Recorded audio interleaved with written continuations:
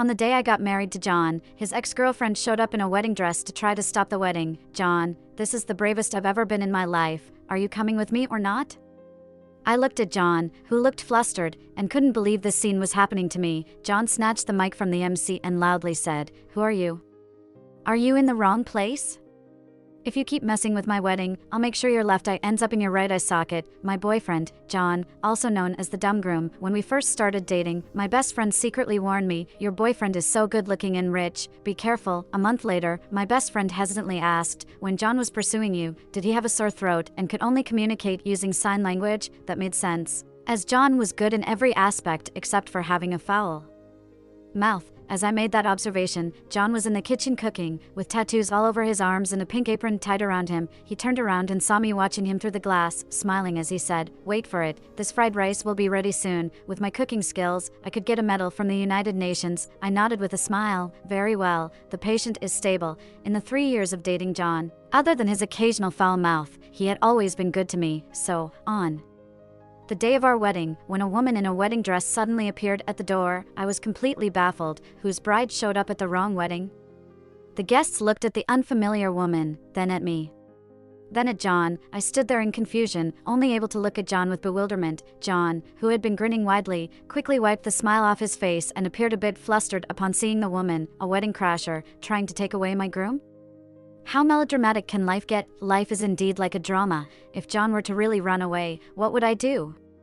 1,000 thoughts raced through my mind in an instant. If I had known this was going to happen today, I might have turned left and gone to the neighboring hall to file for divorce. Perhaps my silence made John feel uneasy. He frowned at me and said, "Don't jump to conclusions."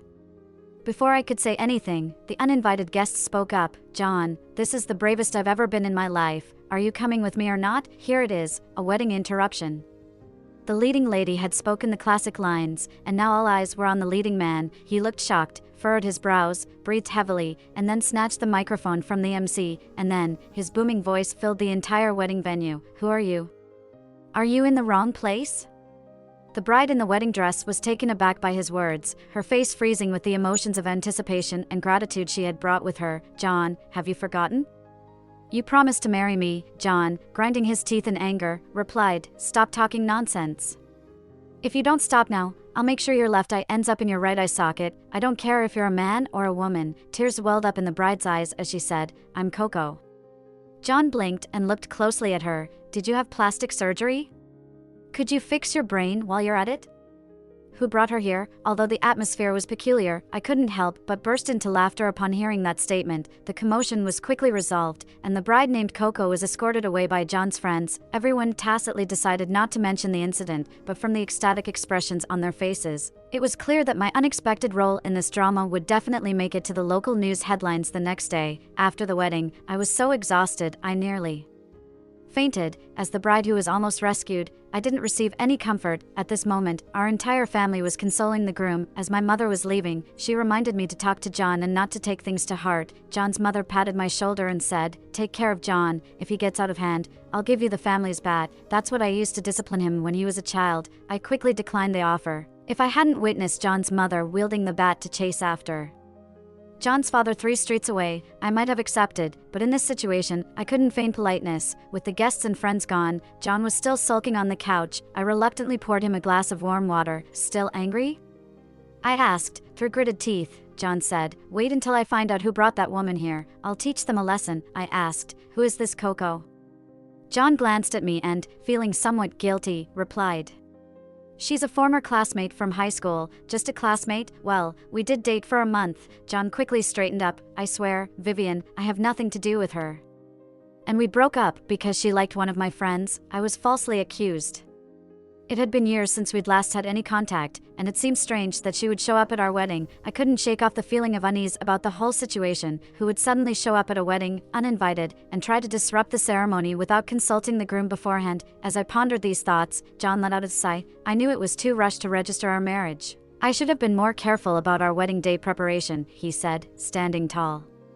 At 6 feet and slightly bulky, John looked at me with a hint of despair. Let's plan a honeymoon abroad and have a proper wedding ceremony. I took a deep breath, unable to reject my boyfriend, who, at 188 centimeters tall and 160 pounds, still had a girlish heart. The rush to register our marriage last year had been my fault. We had obtained our marriage certificate, but the wedding had been postponed indefinitely. John was still bothered by the fact that I had proposed to him. Who proposes in a marriage?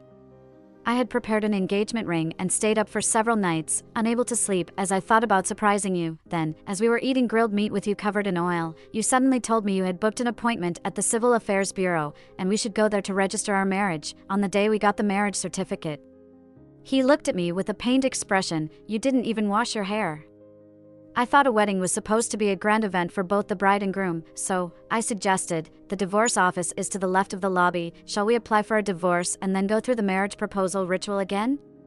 This suggestion made John so angry that he refused to communicate with me, got into the car, and drove off without me. I stood by the roadside, feeling like crying. My mouth had adopted John's bad habits through long association with him. After a while, he returned in the car, holding a rose and rolling down the window. Here, what kind of engagement doesn't have flowers?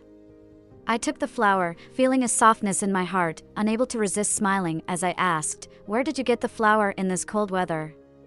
John proudly raised his eyebrows. If I don't even have the skill, how can I take care of my wife? Later on, I learned that he had seen a couple getting their marriage certificate with a bouquet and had asked them for a flower. John truly was a socially awkward person. The next morning, John was still asleep, so I got up first to freshen up, after a night of celebration. John had stayed up all night trying to figure out who wanted to sabotage our wedding. At 3 a.m., when I got up to use the bathroom, he was still sitting on the couch, typing away intently. After brushing my teeth, I checked my phone and found a new friend request on WeChat from the night before.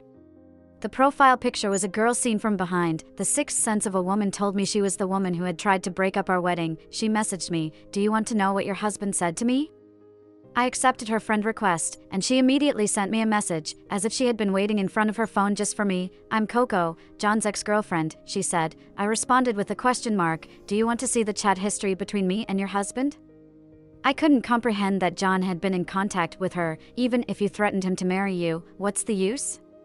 Didn't your husband have to soothe me for a whole night, feeling lonely on your wedding night? I stared at my phone, lost in thought. A newlywed wife about to confront her husband's ex? The more I thought about it, the angrier I became. "John!" I shouted, lifting the covers off him. John, with a puzzled look on his face, opened his eyes and asked, "What's wrong, sweetheart?" I smirked, standing with my arms crossed in front of him, looking down at him in disdain. "Your ex-girlfriend says you soothed her all night." John briefly pondered. "Which ex-girlfriend?" His face showed a brief moment of confusion as he tried to remember, then he sat up abruptly. Is she crazy or what? I also thought that Coco was behaving irrationally. With what I knew about John, even if he had been comforting his ex behind my back, it would take him 3 days to muster up the courage to tell me about it. Thanks to his mother's excellent parenting, who wouldn't hesitate to wield the bat. I might just order one. John grabbed his head, making his hair look like a nest of birds. He scowled at me and said, "Give me your phone." I raised an eyebrow and handed him my phone, asking, "Are you going to confront her directly?" John didn't say a word. He opened his chat with Coco, and she continued to send screenshots of their conversation in a relentless attempt to taunt me, sending the messages while mocking me. "Even if you got married to him, I have the ability to get him back." John grew angrier as he looked at the messages, and without hesitation, he called her Vivian. "Can you believe this?" John continued, "Do you think she has a mental problem? If she's ill, she should go to the hospital. Don't bother me with her nonsense. Do I have any connection to you? If you keep harassing my wife, I'll call the police." John, "Have you forgotten how you soothed me yesterday?" John was fuming. "I soothed you? Are you dreaming or just delusional? What part of you compares to my wife? I have a gem and I'm not interested in your garbage. My husband was very skilled in the art of language. Please don't harass us anymore, or I'll personally call your father and ask how he raised his daughter." Coco hung up, in tears, and John, still simmering with anger, shook his head. I laughed and shook my head, carefully examining the screenshots Coco had sent me. On the photo, Coco was having a sweet conversation with a man, and upon closer inspection, the man in the profile picture was John. I clicked on her moments to see if there were any details, but she had already deleted me. "Honey, look at this photo. Is that you?" John furrowed his brow, looking confused. I swear, I never talked to her, I replied. After saying that, John carefully looked at me. Darling, it's our honeymoon, don't be angry. Sitting on the edge of the bed, I looked at him with a smile that didn't reach my eyes. Seeing John becoming more anxious, he involuntarily straightened his back. How about we go shopping later, and you can buy a few more bags? I leaned against him, laughing uncontrollably, which made John even more anxious. I swear I only have you in my life. We just got married. Don't get angry over unrelated people. He said. Vivian, are you crying?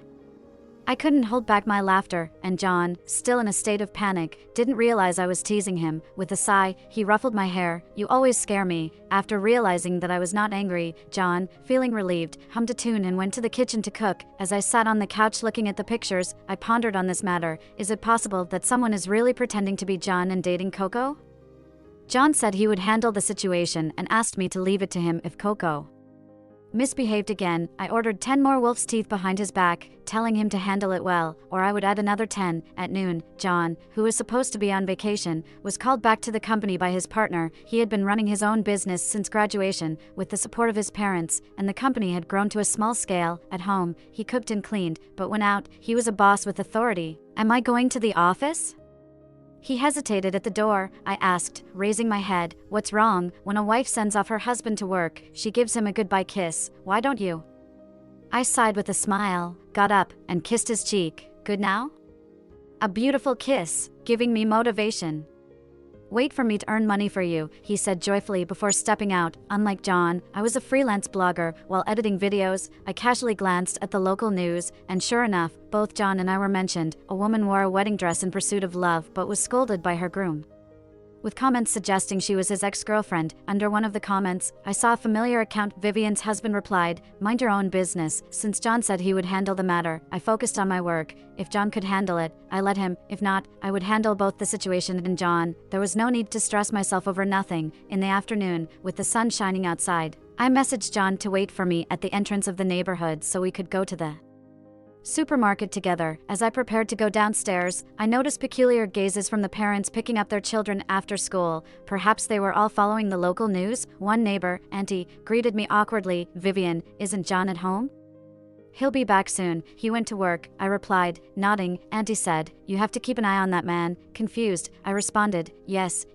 Auntie advised, you should understand. Before I could ask her what she meant, a mineral water bottle was suddenly thrown behind me, spilling water on my pants. Startled, I turned around and saw a child grinning mischievously. Bad woman, serves you right. His mother, a few steps away, did not scold him but instead glared at me. How do you not discipline your child? I exclaimed. The woman retorted, we mind our own business, unlike foxes like you who become mistresses. Infuriated, I was about to confront her when Auntie stopped me, saying, Vivian, her husband cheated and left her. She's also pitiful. Don't be angry. How is her husband cheating my concern? Why should I bear the brunt of her misfortune? I argued. As Auntie held me back, the woman's child dashed away, and John arrived, striding towards us. Seeing him, the woman began to panic, intimidated by John's large tattooed arms. Pay money? Where's the justification? Scolding mistresses is morally right, he declared. He was about to continue arguing with her when I restrained him, speaking coldly. Who are you calling a mistress? You are the one who stole someone else's boyfriend, and now you're boasting arrogantly. Auntie sighed and showed me her phone. Someone posted chat records with your man yesterday, claiming they had been dating for 6 months, but he married you. Glancing at the phone, I immediately spotted Coco's profile picture. Did she have nothing to say now? While the woman continued to mutter, I had Auntie add me to the group chat and took screenshots of the conversation. John, after reading the messages, had a grim expression on his face. Sternly, he said to the woman, Vivian and I have been in a relationship for 3 years and married for 1. We are legitimate and lawful. Your child's actions mean you must compensate. The woman, feeling indignant, accused him of defending a mistress. I intervened. Who is the mistress? It's you, who snatched someone's boyfriend. Acting all tough, Auntie handed me her phone to show recent chat records. The woman, seeing this, became agitated, but John spoke firmly. Vivian and I love each other, and we are legally married. Don't you dare bully my wife. Enraged, the woman accused John of supporting the mistress. I firmly said, I have recorded everything. If you continue to defame us, I will sue you with evidence. Fearful, the woman's voice wavered. Who are you trying to intimidate? I have the recording, and I'll prosecute you if necessary, I replied. The woman, realizing she was in the wrong, left hurriedly with her child, while I thanked Auntie and returned home. Disheartened, John tried to speak to me, noticing my grim expression, but hesitated until we entered the house. Wife, I will handle this matter well, John assured me. Angered further, I retorted, you'll undergo cosmetic surgery tomorrow. The uglier, the better. I don't want you attracting attention from other women, John promised. I'll get the surgery as you wish. I'll get a mouth on my forehead and 2 eyes on my lips. If it will make you feel better, I won't be angry. Wrinkles aren't worth it. That evening, as I watched John confront Coco, he confronted the family who had splashed me with water earlier. Reading that statement, a memory flashed before me. John, a man who could make you both touched and embarrassed. About the dragon tattoo. Have you forgotten when Mom chased you down 4 blocks after you got it? That was painful. Why didn't you defend me? I was considerate enough. I didn't rat you out. Amused, I laughed, and John, grinning, took a picture. So, am I handsome? Against John's insistence, we reported to the police. At the station, I met Coco again. She lamented, if you hadn't talked to me constantly, I wouldn't have been clinging on to you. Amused. John mocked, did I not tell you this isn't my message account? I've explained it to you multiple times. Are you deaf or just can't understand? Tearfully, Coco questioned, even though I'm your ex, is this how you treat me? Frustrated, she continued, how should I treat you? Erect a monument for you, the amused police officer interjected. Watch your language. I, observing quietly, addressed Coco firmly, regardless of whether it's me or John. We've said multiple times this isn't his account. Rational people would investigate who's impersonating John instead of being unreasonable. You already know it's all fake, but refuse to accept the truth to inconvenience me and John. I handed the collected evidence to the police, mentioning further legal actions. I concluded, adults must face the consequences of their actions. I hope you won't regret it. After that, I chose not to engage further with Coco. Soon, the police identified the imposter pretending to be John. It wasn't surprising to see David. In the past few days, I had John categorize the WeChat contacts into different groups and post different content on his moments. After reviewing Coco's chat records, I had a hunch as to who might have been pretending to be John. David was John's manager at the company and his high school classmate, making it hard to discount him from my suspicions. John always felt that David wouldn't do such a thing after so many years together. My husband sometimes is too sentimental, which can be both good and bad. For example, seeing David at this moment, I think to myself that's just how he is. While John would feel hurt, of course, his hurt is different from others. David, have you no shame? Using my photo to deceive women? You look like an orphan left behind on Earth by aliens. Do you have the nerve to impersonate me? The more he spoke, the angrier he became. You even attended my wedding, and when Coco came, you could keep it together? David, with a guilty look, apologized to John. Please don't be angry, I was just out of my mind. I've had feelings for Coco for so long, I couldn't help it. Seeing a hint of hesitation on John's face, I spoke with a smile. David, if you could add Coco on WeChat, why not tell the truth? She came to the wedding, why didn't you stop her? Don't tell me you didn't know before. John can be deceived with some things, but not me. John furrowed his brows. Why does what you're saying sound off? I shot him a cold glance, and John immediately changed his tone. You're right. David, answer the question. David let out a wry smile. I stood up, not wanting to speak with him anymore. You go explain to Coco yourself. I demand that she restore my reputation and publicly apologize. When John and I returned home, it was already late. I didn't know what David and Coco discussed, but both of them individually posted apologies on social media. Coco even uploaded an apology video. That night, John rested his head on my arm, looking somewhat upset. I never thought it would be. David, when the company project was failing, everyone left except for him. We were like real brothers. I looked at John without saying anything, my woman's intuition telling me that things wouldn't end so simply. The next day, David came to apologize, and John gave him a black eye. David didn't fight back. Covering his eyes, he said, John, I truly know I was wrong. John coldly said, how you anger me is one thing, but you can't involve Vivian. For the sake of our many years of friendship, take a 3 months leave. I'll assign someone to handle your work, and don't come to my house anymore. David, shocked, raised his head. John? John turned away without a word. And David looked at me. Vivian, I've been with John for so many years. Offending you is my wrongdoing, but you can't let John treat me like this. David. John roared, stop putting labels on Vivian. Do you really think I can't see through your act? With an icy gaze, he stared at David. If you regard me as a brother, you should respect my wife. You brought Coco to disrupt the wedding, and while she was slandering and gossiping about Vivian outside, did you consider me as your brother? Vivian doesn't need to forgive you. It's me that's involved with you. As her husband, all I can do is ensure neither of you appear in front of her. Rather than her feeling compelled to forgive those who hurt her, after a moment of silence, David apologized to me and left. How was my performance today? I smiled and gave him a glare. Not bad, not bad. John grinned and asked, then tonight, I get to decide? Is that all you've got? After Coco and David left, John and I went on our honeymoon without a worry. To compensate for John's regret regarding the wedding, we held a small beach wedding abroad. John planned meticulously this time, even hiring 3 bodyguards to watch over us, ready to remove anyone suspicious instantly. It's not like someone tries to crash weddings every time, but I have some reservations, hence the precautions. I've already said yes to you. What significance does a wedding have? No, our wedding has to be impeccable to symbolize happiness and fulfillment. I couldn't help but smile, a seascape under a sunny sky, with my beloved behind me. Placing the veil, it was perfect.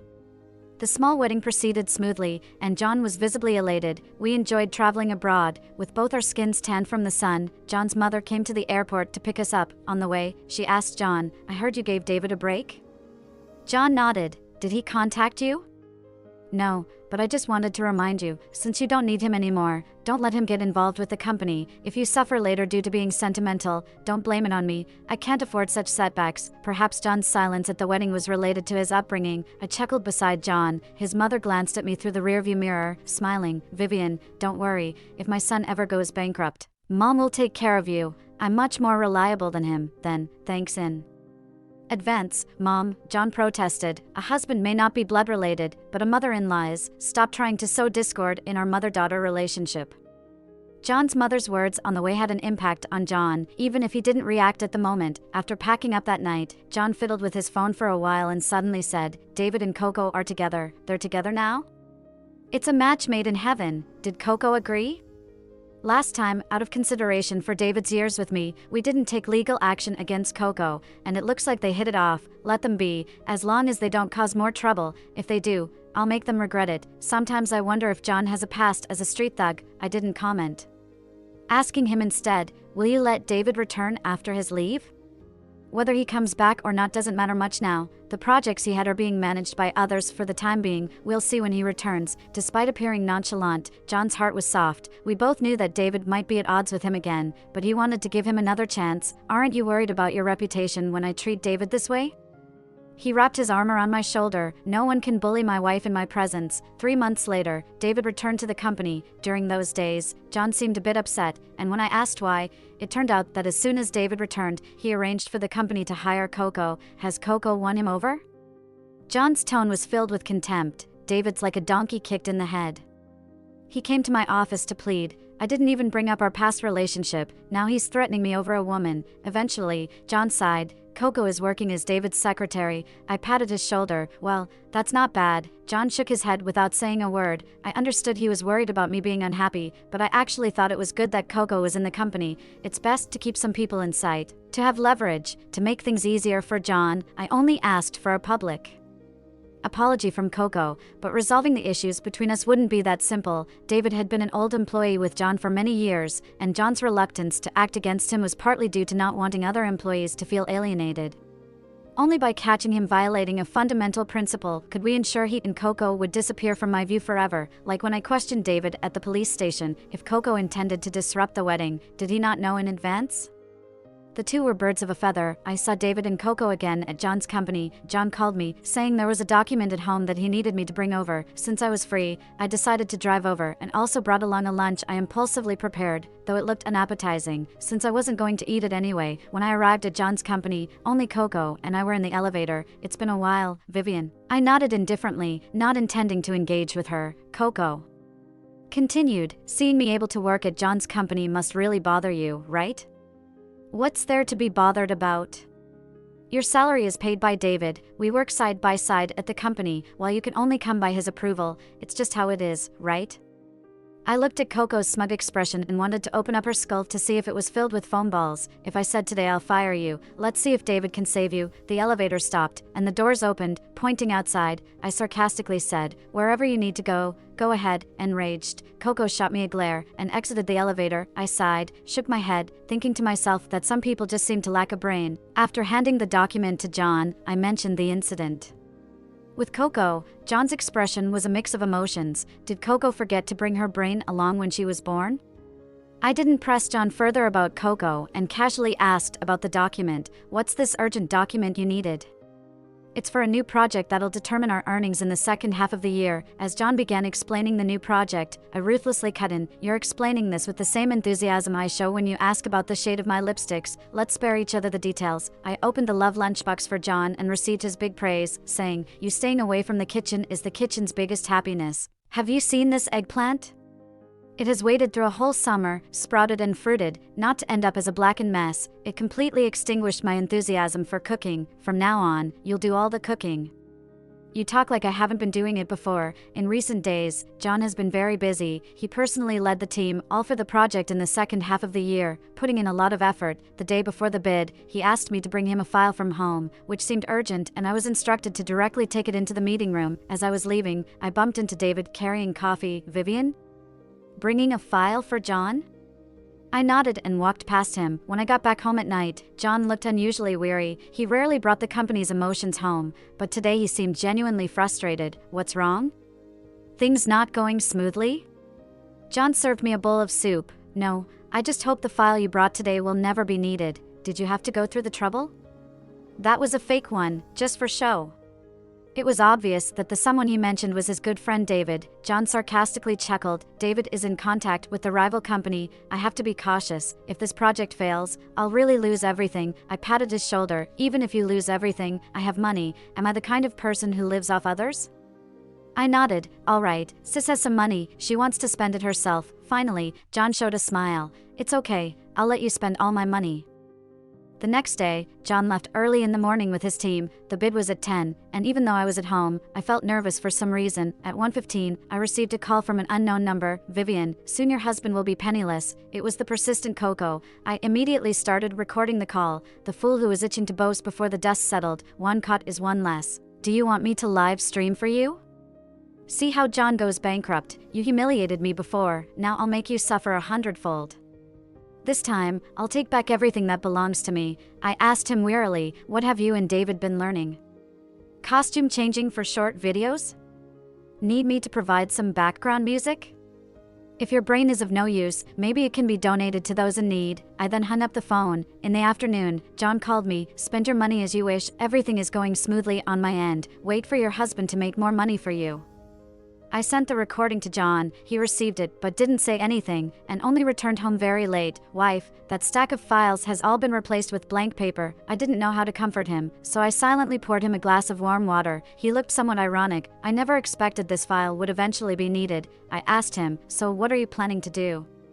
John took a sip of water. Deal with it businesslike. I've already reported it to the police. John continued. David is quite smart. He didn't come to take it himself. Let Coco go exchange the file. The surveillance footage was clear.